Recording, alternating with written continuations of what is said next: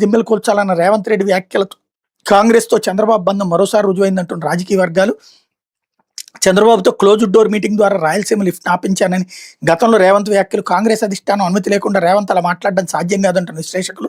చంద్రబాబు ఎన్డీఏలో భాగస్వామిగా ఉంటూ కాంగ్రెస్తో రహస్య కాపురం ఏంటని బీజేపీ వర్గాల ఆగ్రహం. ఈవీఎంలపై దేశవ్యాప్తంగా మాట్లాడే రాహుల్ ఏపీ గురించి కనీసం ప్రస్తావించకపోవడంపై సర్వత్రా విస్మయం. చంద్రబాబుతో కాంగ్రెస్ రహస్య ఒప్పందాలకు ఇదే నిదర్శనం అంటున్న రాజకీయ వర్గాలు అన్నటువంటిది హైలైట్ చేశారు. అయితే సునీత పిటిషన్పై సుప్రీం సీరియస్ అంటూ రెండో కోణాన్ని వీళ్ళు హైలైట్ చేశారు. వివేకాచి కేసులో మేము మినీ ట్రయల్ నిర్వహించడం ప్రత్యామ్నాంశానికి దర్యాప్తు కోరతారా, భూతద్దంలో చూపిస్తూ మళ్ళీ దర్యాప్తు కోరుతూ పోతే హైకోర్టుకి పంపాల్సి వస్తుంది.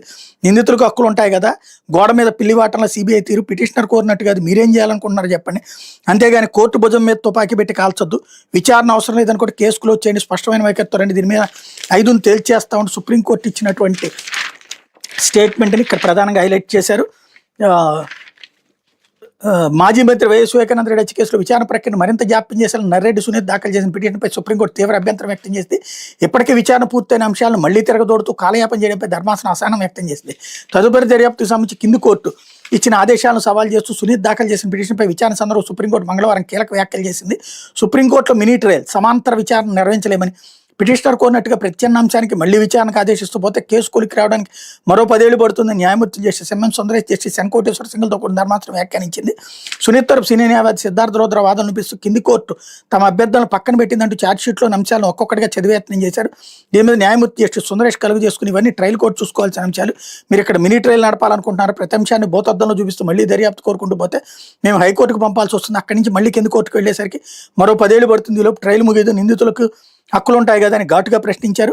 ఇదే సమయంలో సిబిఐ తీరును కూడా ధర్మాసనం తప్పుపట్టింది. పిటిషనర్ అడిగారు కదా అని పెద్దానికి తొలగడం సరికాదని తో పలికింది. దర్యాప్తు సంస్థగా మీ వైఖరి ఏంటి, మీకు దర్యాప్తు అవసరం అనిపిస్తుందా లేదా, ఎప్పటికే చేసిన దర్యాప్తు సంతృప్తి చెందారా, ఏదో ఒక స్టాండ్ తీసుకోండి, అంతేగాని కోర్టు ఆదేశిస్తే చేస్తామంటూ గోడ మీద పిల్లివాటంగా వ్యవహరించొద్దు. ఒకవేళ నిజంగానే దర్యాప్తులో లోపాలు ఉన్నాయని భావిస్తే ఆ విషయాన్ని స్పష్టంగా చెప్పండి.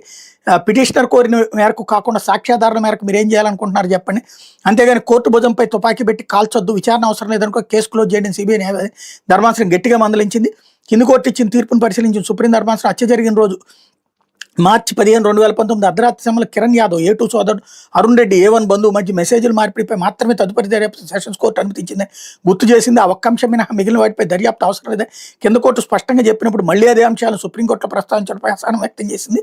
ప్రతివాదుల తరపు సీనియర్ న్యాయవాదులు రంజిత్ కుమార్, దామా శేషాద్రి నాయుడు వాదనలు వినిపిస్తూ తాము విచారణ ఎదుర్కోవడానికి సిద్ధంగా ఉన్నాం, కానీ పిటిషనర్లు ఉద్దేశపూర్వకంగా దర్యాప్తు పేరుతో కేసును సాగదీస్తున్నారని కోర్టుకు విన్నవించారు. స్పీడ్ ట్రయల్ తమ హక్కు అని, ఏళ్ల తరబడి కేసును సాగదీయడం వల్ల తమకు అన్యాయం జరుగుతోందన్నారు. దీని మీద స్పందించిన ధర్మాసనం కేసునికి లాజికల్ ఎండ్కి తార్కిక ముగింపుకు తేవాల్సిన అవసరం ఉందని అభిప్రాయపడింది. విచారణ నిరవధికంగా సాగదీస్తూ పోతే నిందితుల హక్కులకు భంగం వాటిల్తుందని పరోక్షంగా వ్యాఖ్యానించింది. ఈ నేపథ్యంలో తదుపరి దర్యాప్తు అవసరమా లేదనే దానిపై స్పష్టమైన వైఖరితో రావాలని సిబిఐని ఆదేశిస్తూ విచారణ ఫిబ్రవరి 5వ తేదీకి ధర్మాసనం వాయిదా వేసింది. ఆ రోజుతో అంశంపై ఒక స్పష్టతనిస్తామని పేర్కొంది.